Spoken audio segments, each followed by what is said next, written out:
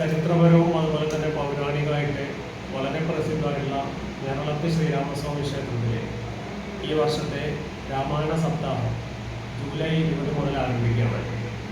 July 20-ാം തീയതി രാവിലെ ക്ഷേത്ര തന്ത്രി ബ്രഹ്മശ്രീ മൂർത്തിയടൻ കൃഷ്ണനമ്പൂതിരിയുടെ കാർമ്മികത്വത്തിൽ മഹാനവഗ്രഹ പൂജ നടക്കുകയാണ്.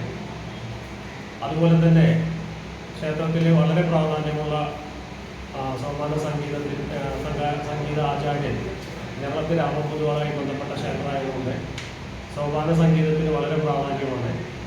രാവിലെ 9 മണി മുതൽ സോപാന സംഗീതാർച്ചന നടക്കുന്നുണ്ട്.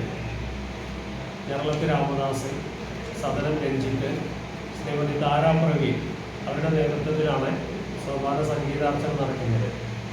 അതോടൊപ്പം തന്നെ ക്ഷേത്രത്തിലെ ഭൗതിക സാഹചര്യങ്ങളെ വർദ്ധിപ്പിക്കുക എന്നുള്ള ഒരു ഉദ്ദേശത്തോടു കൂടിയിട്ട് പുതിയ വഴിപാട് കൗണ്ടർ, അതുപോലെ തന്നെ ക്ഷേത്രത്തിൻ്റെ ഓഫീസ്, പുതിയ ബിൽഡിങ്ങിൻ്റെ പണി നടന്നുകൊണ്ടിരിക്കുകയാണ്.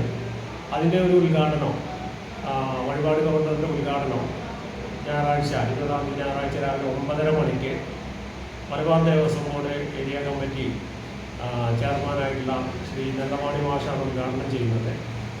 അതിനുശേഷം 12 മണിയോടുകൂടി പ്രസാദത്തോടു കൂടിയിട്ട് അന്നത്തെ ഉച്ചവരെയുള്ള പരിപാടികളെ വളരെ നല്ല രീതിക്ക് അവസാനിപ്പിക്കുകയും വൈകിട്ട് 5 മണിക്കാണ് രാമായണ സപ്താഹത്തിൻ്റെ ആചാര്യവരണം പരിപാടി നടത്തുന്നത്.